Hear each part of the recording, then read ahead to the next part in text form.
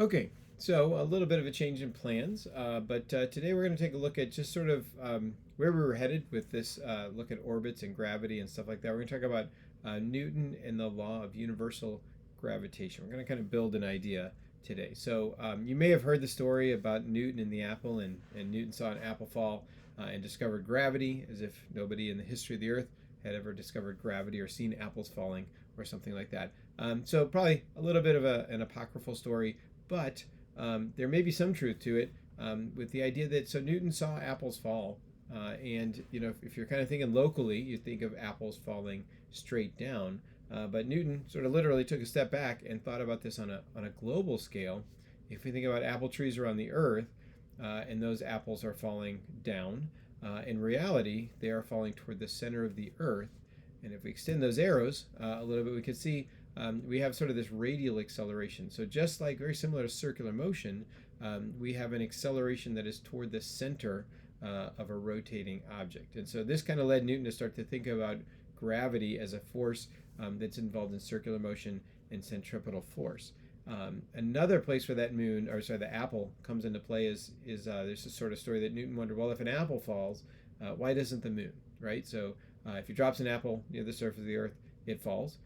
If you go to the top of a building and drop the apple, it falls. If you go to the top of a mountain and drop the apple, it falls. So if apples fall as you get higher and higher or farther and farther away from the surface of the Earth, why doesn't the moon fall? And this led Newton to think a little bit about the moon's orbit. And so these are numbers that he would have had access to. People have known these for a while. The moon is about 3.8 times 10 to the 8th meters away from the center of the Earth. And it takes, so that's the radius of the moon's orbit. And it takes the moon a little over 27 days to orbit the Earth. We need everything to be in meters per second, meters and seconds, to do this. So that 27.3 days is 2.35 times 10 to the 6th seconds. So if we want to know something about the moon and the way it moves, let's go ahead and think about velocity. So if we calculate the circumference of the moon's orbit, we use 2 pi r, that works out to be 2.4 times 10 to the 9th meters. So in one orbit, that's how far the moon goes. And so we can calculate the moon's speed, right? So the distance divided by time, and it works out to be right about 1,000 meters per second is the moon's speed. Now, we want to be careful. It's not the moon's velocity, because the velocity keeps changing. The moon is moving at a constant speed of about 1,000 meters per second, but its velocity is changing because its direction continues to change. So there's a force pulling on the moon. The moon has an acceleration because there's a change in velocity. It just turns out that that acceleration is centripetal acceleration. And we can calculate that using v squared over r. That's the centripetal force equation without m. And so if we take that 1,000 squared divided by the radius of the moon's orbit, we get this number 0.0027 meters per second squared. So that's the moon's centripetal acceleration. So just like the apples all had that acceleration pointed toward the center of the Earth, the moon also has an acceleration pointed toward the center of the Earth. It's 0.0027 meters per second squared. Now, there's some significance to that number that we might not see at first. It turns out that number, 0.0027, is 1/3600th of 9.8. So in other words, if you took 9.8 meters per second squared and divide that by 3,600, you will get about 0.0027 meters per second squared. Why is that significant? Well, it turns out we, on the surface of the Earth, we are 1 Earth radius from the center of the Earth. If we continue measuring in Earth radiuses, the moon is about 60 Earth radii from the center of the Earth. So the moon is 60 times farther from the Earth's center than we are. And maybe you notice if we square 60, we get 3,600. So what Newton realized is that the moon's acceleration is caused by gravity, and it's proportional to 1 over the distance squared. So in other words, whatever distance you are from the Earth, if you square that number, you'll divide 9.8 by that squared number to get the strength of gravity at that distance, right? So Newton now is kind of on the hunt for an equation that describes the force of gravity. And what he has right now is that he knows the force of gravity is proportional to 1 over your distance from an object squared. So however far you are from the Earth or whatever object is creating that gravitational force, whatever you do the distance, you'll square that and divide the force by that squared number to get the force at that distance. I'm not sure that made a whole lot of sense, but I think as we keep talking about it, it'll get clearer. So then Newton wants to finish this equation, and so in this little yellow box here at the bottom, we're going to kind of build the equation as we go, and I'm going to keep that that equal sign grayed out until we finish the equation, right? So then, second thing Newton thinks about is mass. So we have this equation. He had this equation. We've used it in class. The force of gravity is equal to m times g. So if we think about that apple, the mass of the apple is directly proportional to the force of gravity on the apple. So in an equation for the force of gravity, the mass of the object that's experiencing that force is going to be in that equation in a way that directly affects the force of gravity. So we're going to add the mass of the apple to the top of this equation, because we know whatever we do to the mass of the apple, the same thing happens to the force of gravity. Then we think about Newton's third law, which says for every force, there's an equal and opposite force. And so if there's a force of gravity on the apple from the Earth, there must be a force of gravity on the Earth from the apple. And if we apply the same equation, it's going to be the mass of the Earth times g. In this case, it's not the Earth's gravitational field, it's not 9.8, it's the apple's gravitational field, which is going to be a pretty small number, but still mathematically we can say it like this. So not only does the mass of the apple affect the force of gravity, because it's experienced the force of gravity created by the Earth's mass, the Earth is experiencing a force of gravity that's created by the apple's mass, and both of those forces are equal to each other, and both masses affect those forces. So we're going to drop the mass of the Earth into this equation as well. So we have the mass of the apple and the mass of the Earth both in this equation in a way that increasing them will increase the force of gravity. And so we kind of look like we have an equation here, right? We sort of have a landing point. We know that the force of gravity is going to be directly proportional to the masses, either mass in this interaction, and inversely proportional to the distance between them squared. So if we try this out with some numbers, like let's say we have two people, they're both 100 kilograms and they're 2 meters apart, what would the force of gravity between these two people be? Well, if we drop those numbers in, it's going to be the two masses, 100 times 100, divided by the distance squared. That works out to be 2,500 newtons, which is about 600 pounds. And that is way more force than is gravitationally attracting these two people, right? So Newton's kind of frustrated. That picture is what happens when you ask ChatGPT to give you a picture of an angry Isaac Newton. So Newton's frustrated because the force, he knows that there's a force of gravitational attraction between these two masses, but he knows it's not 600 pounds of force, right? It's a very small force, so small that it's very, very difficult to measure. And so when we get to the final form of this equation, there's got to be some correction factor, some number that we multiply the right side by so that we get the correct force on the left side. And it's going to be a really, really small number because we know that the force of gravity has got, if we're multiplying masses and divided by distance squared, we have to multiply that result by a small number to get the actual force of gravity. But Newton's kind of stuck. And for a long time, people were stuck because in this setup, like you can take two masses and know their masses, like a bowling ball and a brick, or two people or whatever. You can measure the masses.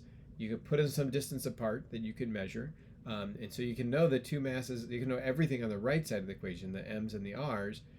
But in that case, the force of gravity is so weak that it's very difficult to measure. So we don't know it, so we can't solve for g, for big G. On the other hand, if you've got a really big mass like the Earth, that is going to create enough force of gravity that you can measure it. So you'll know the mass of the apple and the force of gravity in the apple. Maybe you even know the distance between them, but you don't know the mass of the Earth. So now we're back to two unknowns again. So we can't calculate or solve for this capital G because we don't know all of these values. For a while after Newton, people were trying to figure this out. And it turned out a scientist named Henry Cavendish set up some experiments to figure out the value of this capital G. And so we got two little videos here we can watch just check this out. One's a little old school. The idea was to hang by a very, very fine quartz fiber a rod with two balls, and then put two large lead balls in the positions indicated here next to it on the side. Then, because of the attraction of the balls, there would be a slight twist of the fiber. It had to be done so delicately because the gravitational force between ordinary things is very, very tiny indeed. And there it was. And it was possible then to measure the force between these two balls. Cavendish called his experiment weighing the Earth. We're pedantic and careful today. We wouldn't let our students say that. We would have to say they're measuring the mass of the Earth. You know? But the reason he said that is the following. By a direct experiment, he was able to measure the force and the two masses and the distance and thus determine the gravitational constant. You say, yes, but we have the same situation on the Earth. We know what the pull is, and we know what the mass of the object pulled is, and we know how far away we are, but we don't know either the mass of the Earth or the constant, but only the combination. So by measuring the constant and knowing the facts about the pull of the Earth, the mass of the Earth could be determined. So indirectly, this experiment was the first determination of how heavy or how massive is the ball on which we stand. It's a kind of an amazing achievement to find that out, and I think that's why Cavendish named his experiment that way instead of determining the constant in the gravitational equation. Weighing the Earth. Oh. He incidentally was weighing the sun and everything else at the same time, because the pull of the sun is known in the same manner. And then this one is a little newer, but maybe a little cleaner description of that experiment.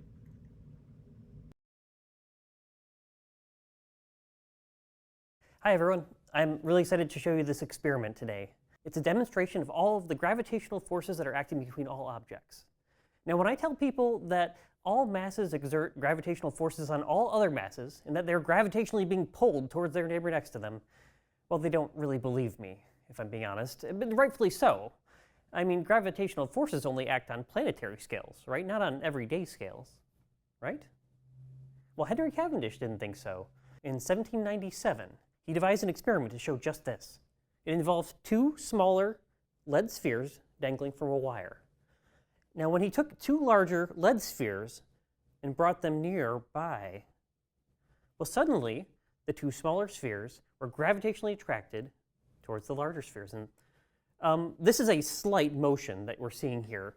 And so to really be able to show it clearly, we've attached a mirror to the wire so that when the small motions of the rotation are happening, we can shoot a laser that'll bounce across and turn into large motions. This is the laser that's going to be beaming across the room into our whiteboard. All right, let me show you the actual Cavendish experiment. Here's one of the two larger lead spheres. There's one behind as well. And you can see the wire that's reaching down to hold the two smaller spheres. And attached to that wire is the mirror that we're going to be bouncing the laser off of. You can see the laser's coming in, it's bouncing off, it's going to go hit the whiteboard behind us. I'm going to move these two lead balls into position, and the gravitational forces will start to act. As the smaller spheres and mirror rotate, this dot will move across the board, showing the gravitational force between those two spheres. I'm going to draw a line right now showing the 0 position. This is t equals 0. And every 30 seconds, I'll draw another line to indicate where it's moved after 30 seconds. Let's get this started. 3, 2, 1.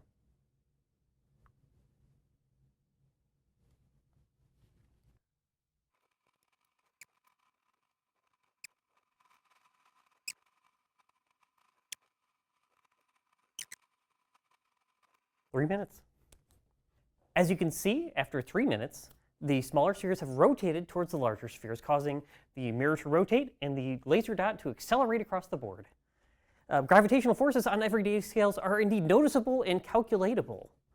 And I hope this helps prove to you that every object, no matter how small, is gravitationally attracted to all other objects. Thank you. And so in the end, here's where we land. So there's this equation for the force of gravity between any two masses in our universe. It's equal to big G times m1 times m2 over the distance between them squared. And that big G is equal to 6.67 times 10 to the negative 11th. First of all, yes, it is 6.7. I'm sure you all recognize that. Second of all, we call that number the universal gravitational constant because this is not just the way it is on Earth. Everywhere in the universe, objects with mass exert gravitational forces on each other, and that gravitational force, or the constant that relates their masses and the distance to that force, is always going to be the same value, this 6.67 times 10 to the negative 11th. And then the units, the newtons times meters squared over kilogram squared, those units are just what they are to make the force come out to be a newton. So meters squared cancels with that r squared, and kilograms squared cancels with the 2 kilograms multiplied by each other on the top. So if we want to see this in action, let's go back to these two people, 100 kilograms, 2 meters apart. And if we're going to calculate what is actually the force of gravity on them, we just say Fg equals g, that universal gravitational constant, times m1, m2 over r squared. And so we put the numbers in there, same numbers as before, but now we're going to multiply by this constant, this 6.67 times 10 to the negative 11th. And it turns out that the force of gravity between them is 1.67 times 10 to the negative 7 newtons. So a very, very small number. The force is there, it's just a very, very small force. Another place where we can kind of see this equation applied is now we have two equations for the force of gravity. So on the left there we have our good old-fashioned force of gravity equals m times g. And on the right we have our new equation for the force of gravity. Well, both of those equations are describing the same force. And so we can set those two equal to each other. We could say m times g equals big G, the gravitational constant, times m1, m2 over r squared. So on the left side, that m1 is the apple. On the right side, m1 is also the apple. m2 is the other mass in this gravitational interaction, which is the Earth. So we can cancel out the mass of the apple, and what we're left with is m2, which is the mass of the Earth. And so we can calculate the mass of the Earth if we know its radius, and if we know acceleration due to gravity. If we know that 9.8 number, this is how we actually measured the mass of the Earth using this equation for universal gravitation. And then a third side where we might see this is when we're talking about orbits, we can consider orbits to be circular motion. And so we look at something like this. So what speed does a satellite have to orbit the Earth if its radius is to be 6.7 times 10 to the 6 meters, the orbital radius? So like how fast does it have to go?